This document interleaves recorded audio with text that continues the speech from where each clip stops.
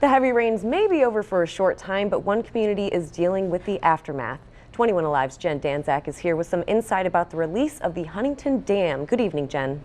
Good evening, Emily. There are no doubts that all the recent heavy rains led to many lakes being flooded, including the J. Edward Rausch Lake in Huntington. The dam holding back the water was released throughout last night and this morning to prevent any further flooding. Now let's take a look and see just how the water was released, as well as the impact it has on Huntington residents. Huntington, Indiana, as well as many other parts of northeast Indiana, have been hit hard from recent rains. The flooding due to those rains made Rausch Lake rise, causing officials of the Rausch Dam to be on their toes. And then our lake starts going up, and then we kept getting rainfall, and the lake keeps going up. So it hasn't been something like, oh, yesterday we found out, oh, we got to go out and do something. We've been aware of it, and we've been monitoring it ever since we knew it could be some type of issue. Officials were forced to close the road leading to the dam. Spectators curious about the rapid high waters caused traffic jams, and their safety as well as the workers' safety were at risk.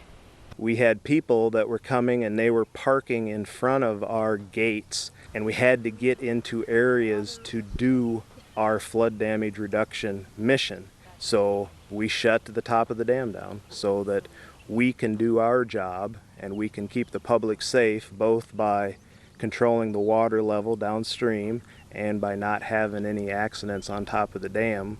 Normal elevation of the water in the dam is just about 750 feet below sea level, but currently it is 798 feet, just 2 feet below the Tanner gates.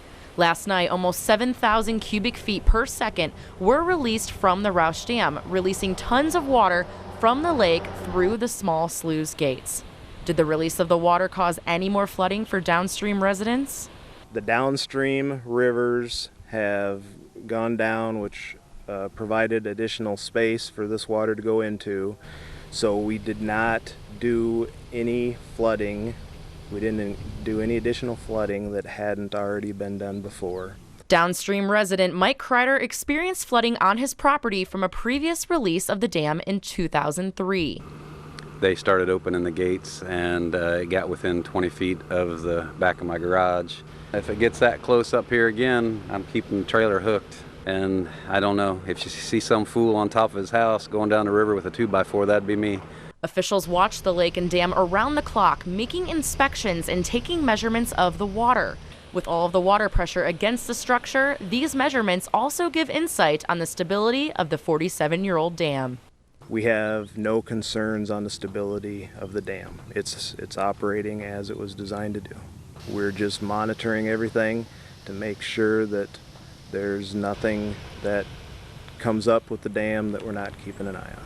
As for any more releases in the future? Depends on the rain and how fast the water in the rivers down below drops and the water gets passed downstream. Needless to say, residents are standing by, bracing for anything Mother Nature throws their way.